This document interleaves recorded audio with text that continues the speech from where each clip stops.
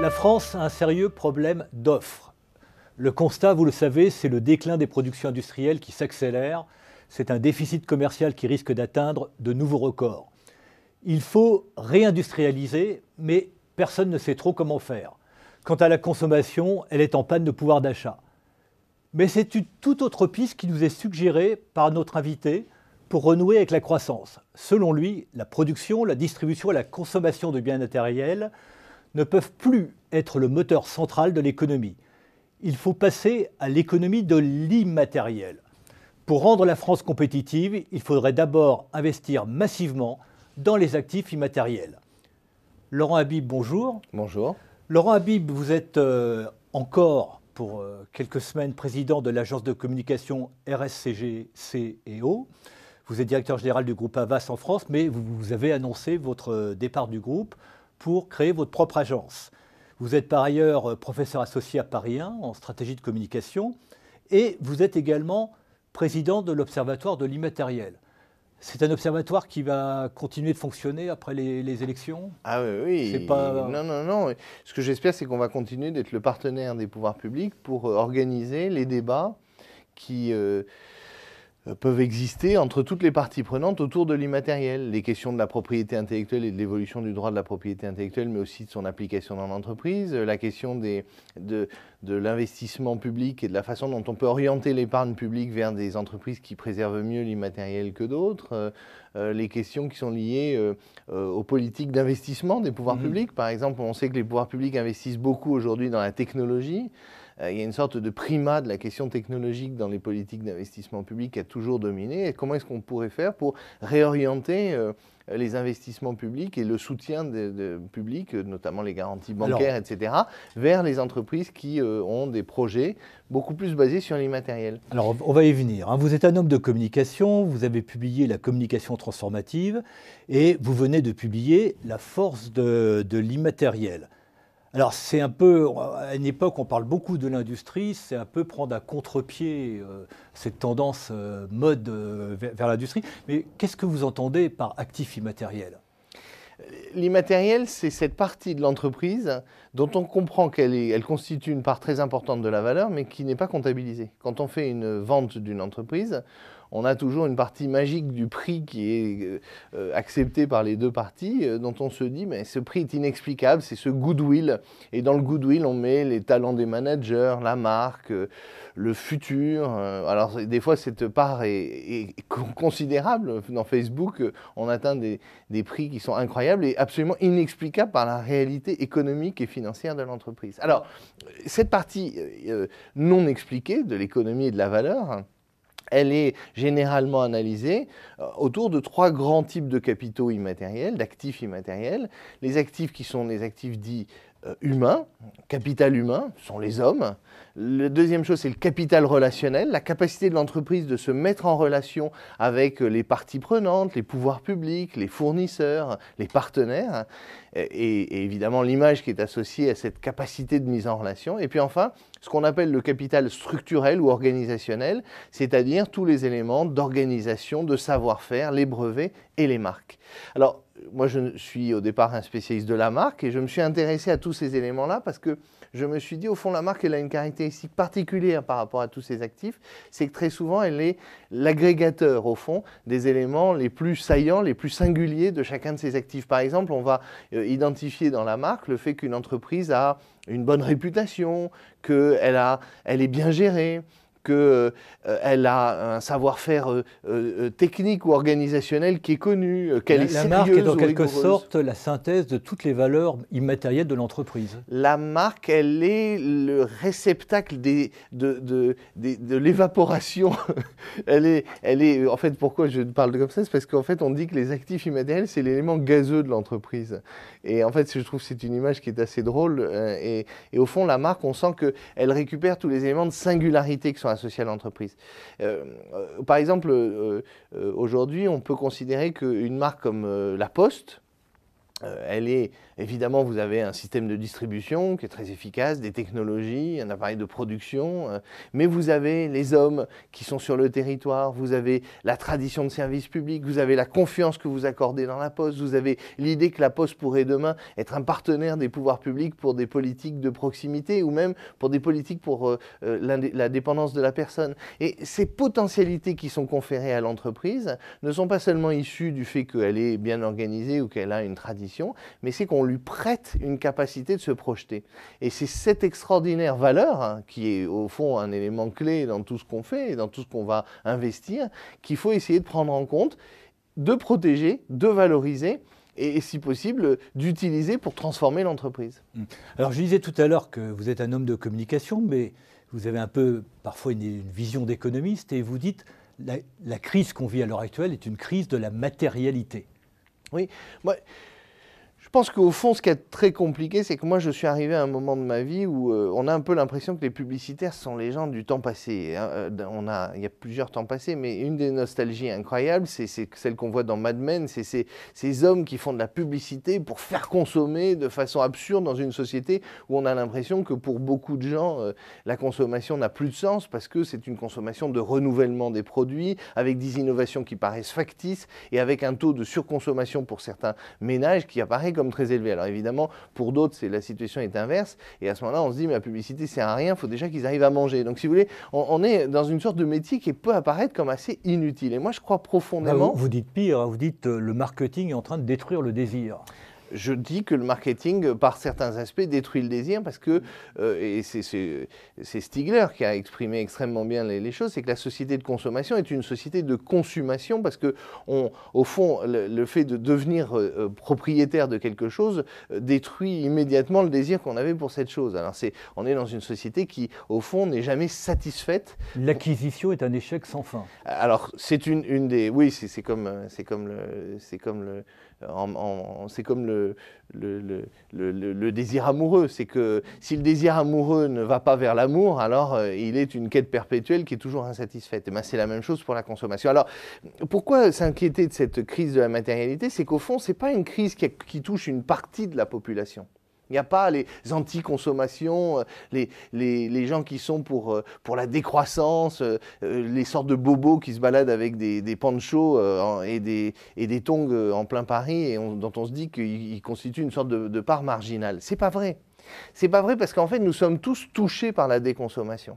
En fait, chacun d'entre nous est en train de faire une part à une société qui est une société avec moins de consommation. Ceux qui ont renoncé à la voiture, ceux qui ont renoncé à une grosse voiture pour une petite voiture, ceux qui ont décidé de louer ou de partager, ceux qui ont décidé de ne pas acheter de poussettes pour leur enfant, mais de la récupérer sur Internet auprès de gens qui ont décidé de donner leur poussette parce qu'ils se sont dit c'est complètement idiot de l'acheter, c'est complètement, on va pas la vendre, on va la mettre. C'est tous ces gens qui commencent à acheter 20, 30, 40% de leur part de consommation sur des sites d'échange ou même des sites d'occasion.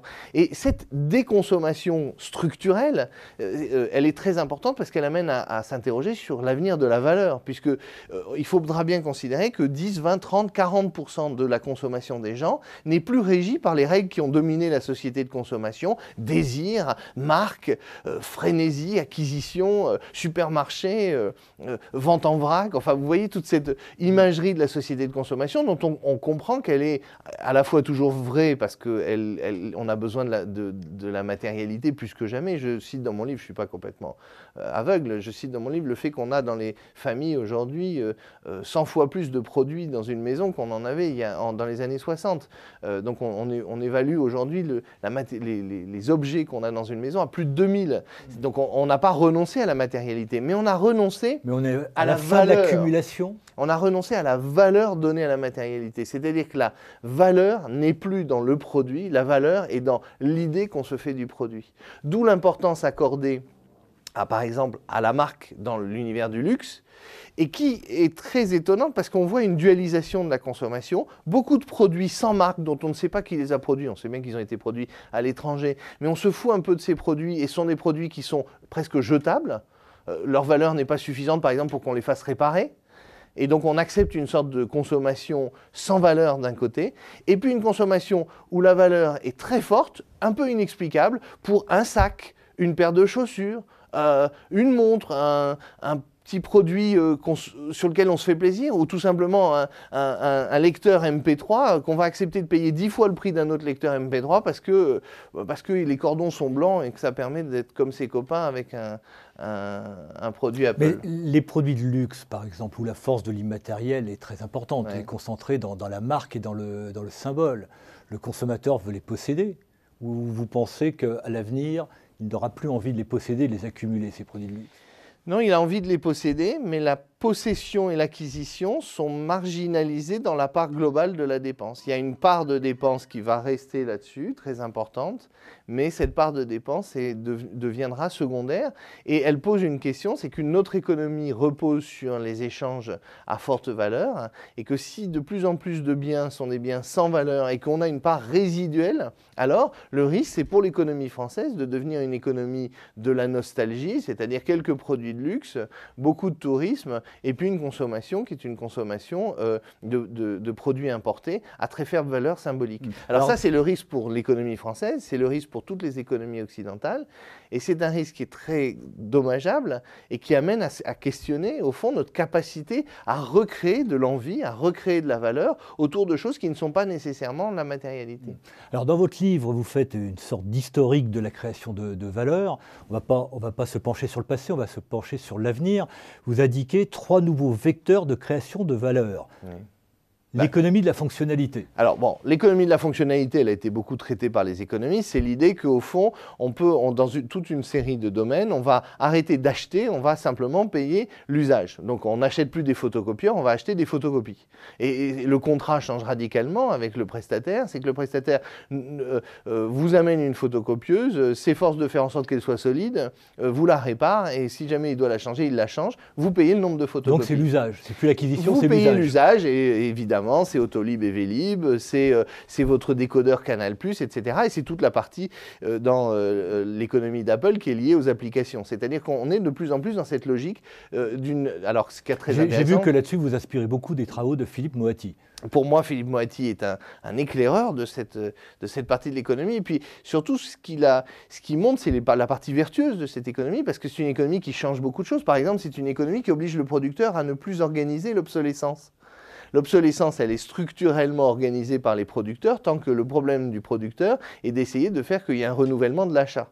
Donc pour les produits matériels, eh bien, évidemment, on s'efforce de faire en sorte que le produit soit fragile. Dans une économie de la fonctionnalité, on change le rapport à la matérialité, donc le rapport avec la nature, donc le rapport, etc. Et c'est donc une économie qui est très vertueuse. Deuxième type d'économie nouvelle. Alors attendez, je voudrais prononcer le mot, l'économie du quaternaire. Oui, alors, elle a été qualifiée par certains quaternaires. Moi, je préfère parler de l'économie de la personne. C'est une économie qui est en fait tournée vers les besoins finaux des gens. Alors, on va lister ces besoins finaux. Faire un régime, être en bonne santé, accompagner ses parents dans la dépendance, rencontrer un compagnon, organiser ses voyages, accompagner ses enfants dans leurs études. Et la liste est très nombreuse, et je suis sûr que tous les gens qui nous écoutent comprennent bien que ce sont des besoins qu'on a tous exprimés. Ce qui est intéressant, c'est que dans ces besoins, le prestataire est un agrégateur de biens et de services. Il répond à la finalité, et en fait, il a besoin d'agréger des choses très différentes. Par exemple, pour faire un régime, il faut une machine pour s'entraîner, il faut un diététicien, il faut éventuellement un médecin pour suivre les choses. On peut éventuellement Donc, son savoir-faire n'est pas obligatoirement de produire, mais d'agréger tous ces besoins et tous ces services, toutes ces productions matérielles vers le service et vers un usage. En fait, la marque et l'entreprise deviennent des agrégateurs qui connaissent bien l'individu, qui comprennent ses enjeux. Et ce qui est intéressant, c'est qu'ils vont aller chercher tous les produits et les présenter sous une forme plus ou moins agrégée. Alors, ce qui est très intéressant, c'est que ça invente des nouvelles formes de compétition. Et tous les patrons d'entreprise me comprendront, c'est que les nouveaux marchés qui sont liés à ces marchés de finalité, ou ces marchés, notamment dans l'économie de la personne, eh bien, sont des marchés où on voit une compétition complètement hétérogène. Par exemple, la mobilité. La mobilité, c'est la ville qui peut le prendre, la collectivité territoriale. Ça peut être la SNCF ou la RATP. Ça peut être Hertz, le loueur de voitures, ou ça peut être Peugeot. Et Peugeot, aujourd'hui, vend des cartes MU, qui sont des systèmes qui permettent d'avoir plusieurs formes de mobilité proposées et packagées. Donner accès à la mobilité sous toutes ses formes. Exactement. Et bien demain, quand on voudra, au fond, poser le problème de sa mobilité personnelle dans la ville, à qui on s'adressera demain ? Dans les services à la personne, on peut avoir... Et là, la marque va jouer un rôle central. La marque devient déterminante parce que c'est évidemment celui qui est le plus l'agrégateur de confiance qui dominera. Dans les services à la personne, pour les personnes dépendantes, on peut avoir l'assureur, c'est un marché fondamental, la collectivité territoriale à nouveau, l'assistance publique, mais on peut avoir aussi des marques comme Sodexo, ou la Poste, parce que la Poste a un réseau de proximité extraordinaire. Et tout d'un coup, on se dit, mais c'est quoi ces nouvelles formes de concurrence? Et ce qui est fascinant, c'est que tous les marchés de l'avenir amènent la concurrence à se réinventer de cette façon, à se réinventer complètement avec des nouveaux jeux et des nouvelles frontières pour les entreprises. Et ce qui est fascinant, c'est quand vous discutez avec un patron, d'un point de vue microéconomique, les patrons comprennent très bien que ces nouveaux marchés sont des marchés sur lesquels les concurrents se réinventent, la vision de leur propre rôle se réinvente, leur rôle de producteur est minoré, leur rôle symbolique est nettement renforcé. Donc à l'heure d'Internet, à l'heure de l'économie virtuelle, la marque a encore plus d'importance. La marque, elle est fondamentale si elle sait se défendre. C'est-à-dire si elle est associée à de la valeur. Si la marque n'est pas associée à de la valeur parce qu'elle se galvaude, notamment parce que le marketeur va l'utiliser tellement sur des innovations tellement factices et dans des modes de distribution tellement peu valorisants, alors la marque, elle finit par ne plus avoir aucune valeur. Mais à l'inverse, la marque peut devenir un outil extraordinaire pour conquérir de nouveaux marchés. Je cite par exemple l'exemple de Philips, que je trouve fascinant. Un jour, je participais à un colloque avec le patron de Philips qui raconte comment la difficulté des gens qui font des lampes, c'est que les lampes aujourd'hui ont une durée de vie qui est plus importante que la durée de vie des luminaires. Ce qui fait qu'avant, c'était un marché de consommation dans lequel on avait une obsolescence qui était non pas programmée, mais inéluctable. C'est que la lampe durait, je ne sais pas quoi, 1000 heures, enfin je ne pourrais pas vous donner les chiffres, mais au bout de 3 mois, on devait changer sa lampe. Aujourd'hui, on achète des lampes qui vont durer plus longtemps que le luminaire. Du coup, Philips doit devenir une marque de luminaire, devenir une marque de design, devenir une marque d'intérieur et complètement changer son positionnement. Alors, des mutations technologiques comme ça, il y en a dans tous les secteurs. Il y en a dans le secteur des médias, il y en a dans le secteur de la publicité, il y en a dans le secteur évidemment de la distribution, il y en a dans le secteur de l'habillement. Le numérique est en train de pousser une sorte de mutation technologique dans tous les secteurs. Et ce qui est très intéressant, c'est que pour chacune de ces entreprises qui est confrontée à cette mutation qui souvent remet en cause son business model et sa capacité de créer de la valeur, la solution est dans la capacité d'utiliser la marque pour se projeter vers des nouveaux marchés. Donc, mission de la marque, c'est d'être un agrégateur crédible, en quelque sorte. Un agrégateur crédible qui permet de baser une relation de confiance et qui permet de projeter vers des nouveaux marchés. Alors, troisième axe de création de nouveaux vecteurs de création de valeur, l'économie collaborative, oui. L'économie du don. Oui. Ça, c'est une économie incompréhensible, et pour vous et pour moi, parce que c'est une économie dont le point de départ est la gratuité. Au fond, c'est compliqué parce que on donne beaucoup, il y a beaucoup de gratuits, il y a de plus en plus de gratuits. Ça. En fait, c'est cette économie qui vient de l'idée assez folle qui est qu'au fond, le premier acte d'échange entre deux individus, c'est le don. Et c'est l'économie sur laquelle on est sur Wikipédia, c'est une économie dans laquelle on peut s'inscrire. On peut par exemple s'inscrire sur Facebook et on ne leur envoie pas un chèque et on est là. Et en fait, la valeur viendra de cette inscription, mais elle n'est pas immédiate. C'est cette économie... une économie de destruction de marché, parce que quand vous prenez l'exemple de Wikipédia, Wikipédia a détruit des marchés. Eh bien, c'est évident que la gratuité commence par détruire la valeur. Dans l'économie numérique, dans l'économie de la culture, le premier effet de la numérisation, ça a été la destruction de valeur, massive même, avec les problèmes liés aux droits d'auteur et les problèmes liés à la destruction d'abord de l'économie du disque et ensuite de l'économie de la distribution du disque. Vous avez vu la réforme que la FNAC est en train de faire pour essayer de retrouver des nouvelles formes de création de valeur. Donc cette destruction en chaîne de valeur, dont l'origine est la gratuité, elle est terrible, mais regardez nos enfants. Nos enfants aujourd'hui considèrent que c'est normal que les choses soient gratuites. Un téléphone, ça vaut 0 €, sauf si c'est un iPhone. Un disque, ça ne se paye pas. Et un abonnement, mais en même temps, la gratuité et le don, mais en même temps, ce que vous proposez, c'est que la gratuité et le don peut être un axe de création de valeur. Alors, toute l'idée de cette économie, parce que c'est pas l'individu, c'est très rare que l'individu ne cherche pas à terme une création de valeur, c'est qu'en fait, il va y avoir une valeur différée. Alors, ce qui me fascine, ce sont ces économies qui sont basées sur cette gratuité au départ, qui deviennent des économies d'une valeur différée. Alors, l'économie des jeux est passionnante, parce qu'aujourd'hui, on ne vend plus le jeu, où on le vend à une valeur indolore, 0,99, 1,99 €. On va en vendre des millions, donc là, c'est une économie massive. Et surtout, on va attendre des revenus supplémentaires. Parce que pour avoir la Ferrari qui permet de rouler plus vite sur le circuit Monza, il faut payer. Pour avoir le fusil qui permet de tuer le niveau 4, je sais pas quoi, l'ennemi du niveau 4, il va falloir acheter un fusil à pompe incroyable. Et vous avez des gens qui vont dépenser des sommes folles, mais folles, 10 fois plus que s'ils avaient acheté des jeux, pour devenir les meilleurs sur ces univers virtuels. Cette économie du don, est en fait une économie de la subvention privée.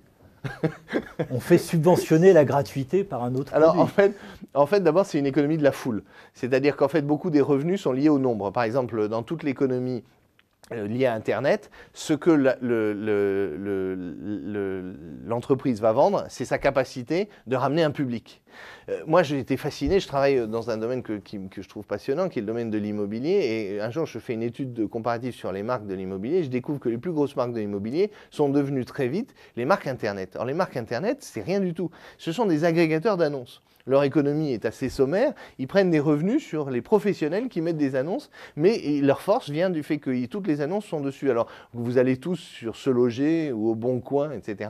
Eh bien, vous ne vous demandez pas comment est-ce qu'un type a pu vous mettre toutes ces informations à disposition et vous envoyer gentiment des petits pushs pour savoir si votre 2 pièces au Marais va se libérer ou pas.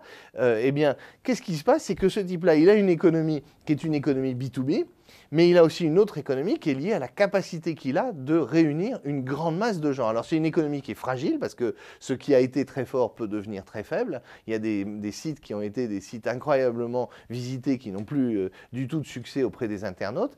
Mais c'est en même temps une économie dans laquelle ce qui est payé, c'est la capacité de réunir une foule. Et plus que ça, parce qu'on sait bien que c'est ça le sujet de demain, c'est la capacité de réunir dans la foule des communautés qui deviennent des communautés fidèles. Le jour où vous êtes capable d'amener une communauté professionnelle, une communauté de gens qui s'intéressent à un sujet, le jour où, comme vous pouvez amener une communauté de leaders, ou une communauté d'économistes, ou une communauté de gens qui sont passionnés par la voiture, à une marque, alors ça a une valeur extraordinaire. Ça a une valeur extraordinaire et cette économie du don est en fait une économie qui prépare une forme nouvelle de fidélité, qui est une fidélité communautaire. Et on sait bien qu'aujourd'hui, les marchés communautaires et les stratégies communautaires deviennent fondamentales pour les entreprises. Oui, mais vous qui êtes un homme de communication, derrière l'économie du don, il y a l'idée de contre-don. Il y a l'idée de retour, de devoir, d'obligation envers le don. Donnons un petit exemple. Je suis sur Internet, je subis un preview. Le preview, c'est cette publicité qui vient au départ, alors que je veux regarder un petit truc sur YouTube ou Dailymotion, et on m'impose de passer 2 minutes, ou je veux regarder, tiens, j'ai pas pu regarder la finale de Top Chef. Alors je vais sur M6, et je suis obligé de subir la publicité comme je la subissais sur la télé. Quand je regardais la télé, qu'il y avait de la pub, j'avais compris le principe. La pub paye le financement des producteurs qui vont faire le programme qui me permet de m'amuser pendant 2 heures. J'ai compris. Eh bien, je vais retrouver la même économie, le preview. Eh bien, il paye le contenu gratuit que je vais avoir. Par exemple, je vais me découvrir que tous les médias sont gratuits. Je ne me pose pas la question de savoir comment est-ce qu'on fait pour que autant de journalistes, même si on comprend bien qu'ils sont moins bien payés, qui travaillent dans des conditions déplorables, continuent de financer des points FR de quelques marques nombreuses de médias. Je trouve ça normal. Je sais que je vais le payer à un moment donné par le preview. La stratégie, c'est de donner pour recevoir. Alors, oui, en fait, ce qui est marrant, c'est qu'Internet, il faut donner, puis donner encore, et puis éventuellement après, échanger. Peut-être qu'on va recevoir. Oui, c'est ça. C'est-à-dire qu'en fait, je ne sais pas si vous avez remarqué, quand vous vous inscrivez sur un site, c'est insupportable quand vous allez sur un site qu'on vous demande tout de suite vos coordonnées. Il faut que vous ayez d'abord un premier niveau d'information. Et puis, si vous voulez en savoir plus, vous donnez vos coordonnées. Et c'est très rare aujourd'hui que sur un site, on donne tout de suite ses coordonnées. Parce qu'on a bien compris que donner son identité a de la valeur. C'est étonnant, mais quand on tape son adresse mail, on sait que c'est un acte qui a de la valeur. On a de la valeur parce qu'on accepte de se faire embêter ultérieurement sous des modalités qu'on ne maîtrise pas toujours. Et on sait bien que ce moment-là est un moment où on a donné quelque chose. Alors, vous vous rendez compte, on a donné un truc incroyable, on a donné son adresse mail. Moi, je ne vais pas vous la donner, moi, là, par exemple, parce que je serais très inquiet qu'elle soit utilisée. Donc, dans les médias, je ne vais pas vous la donner. Et je suis très inquiet. Et sur les sites, je me méfie beaucoup de donner mon adresse. Mais alors, c'est incroyable parce que ça donne à l'individu une sorte de super pouvoir qui, avant de rentrer dans l'échange, eh ben, il faut qu'on lui en donne un peu. Et en fait, après, si jamais on vous demande de sortir votre carte bleue, il faut vraiment qu'il y ait quelque chose. Donc, en fait, ce qui est intéressant dans l'économie digitale, c'est qu'elle introduit une sorte de valeur différée. Et notre économie n'est pas adaptée à cette valeur différée et beaucoup d'entreprises souffrent terriblement. Donc pour les économistes, on voit la destruction de valeur sans voir la création de valeur ultérieure. Et pourtant, on voit bien qu'il y a de la création de valeur ultérieure quand on voit les valorisations d'entreprises qui ont été générées par des entreprises du digital, qui ont des technologies qui sont en open source. Enfin, on est quand même dans un monde de fous où on paye des fortunes, des choses qui ne sont protégées par rien. Nous avons commencé notre discussion en parlant de problèmes économiques. Je voudrais qu'on la termine sur les problèmes économiques. Vous pensez qu'on peut retourner à la croissance par cette économie de l'immatériel? Les atouts de la France dans ce domaine, c'est quoi? D'abord, ce que je dis, c'est qu'au fond, la nostalgie qui consiste à dire qu'il faut défendre l'industrie et produire français en protégeant nos barrières douanières avec un nouvel système de taxation et de fiscalité est déprimante. Et moi, je trouve le débat de la présidentielle totalement déprimant parce qu'il n'est pas conforme aux potentialités de l'économie française. Il faut défendre l'industrie par l'immatériel. Pas que par l'immatériel, évidemment, si on a des innovations technologiques, on peut encore les valoriser. Mais une innovation technologique, son cycle de valorisation est plus court objectivement, et ça n'est pas aujourd'hui parce qu'on sait faire un V6 qu'on vend des voitures. Hein. C'est pas parce qu'on sait faire un 6-cylindres. Alors c'est vrai que les constructeurs français savent pas faire des gros moteurs, mais ils peuvent les acheter. Et la difficulté aujourd'hui de l'industrie française automobile, c'est qu'on n'arrive pas à avoir un premium price aussi fort que l'industrie allemande. Ça n'est pas notre capacité de production qui est en cause, même si, évidemment, on peut considérer qu'on a encore des gains de productivité qu'on peut obtenir. Le vrai problème, c'est qu'on n'a pas réussi à construire des grandes marques associées à de la valeur. On a un problème avec la marque France? On n'a pas su s'imposer l'exigence méthodologique qu'on a eue dans le luxe ou dans le tourisme à tous les secteurs de l'économie, en particulier dans les secteurs industriels. Notamment parce qu'on a été sur des secteurs industriels sur lesquels les stratégies ont plus été des stratégies de massification que des stratégies de création de valeur. Et de création de valeur et de premium price. Aujourd'hui, les Allemands ont une force extraordinaire, c'est qu'avec Leica, avec Miele, avec BMW et Mercedes, ils ont des fleurons industriels et en signant leur publicité en allemand, Dassa Auto. Alors, évidemment, ils en rajoutent, c'est-à-dire qu'ils ont compris qu'ils avaient réussi à associer à la marque allemande l'idée que l'industrie fait des produits de qualité, mais comprenez bien, bien sûr que les produits sont de qualité, mais ils ne sont pas nécessairement d'une qualité supérieure. Mais comment les industriels français devraient-ils signer leurs produits? L'idée qu'on se fait que les Allemands ont mis plus de valeur dans leur immatériel, aujourd'hui, elle est acquise pour nous tous. Toute la difficulté pour nous, c'est d'arrêter d'être dans une course au matériel. En fait, je vais essayer de vous expliquer les choses très simplement. Quand un constructeur français fait un très joli coupé... Simplement et synthétiquement. Quand un constructeur français fait un joli coupé, il cherche à le vendre pour gagner de l'argent sur ce coupé. Quand un constructeur étranger, allemand ou italien ou anglais, cherche à faire un petit coupé, il fait un coupé dont il sait que ça va tirer la valeur de la marque et que ça va permettre de donner de la valeur à des produits moyens de gamme. Autrement dit, c'est une stratégie complètement différente. Il faut que les Français pensent à la création de valeur dans sa globalité, en essayant de travailler sur le capital humain, sur le knowledge management, sur la marque, sur les éléments qui sont associés à la marque et notamment la réputation de l'entreprise, pour recréer de la valeur et défendre notre économie là où elle est la plus forte. Laurent Habib, je vous remercie. Merci.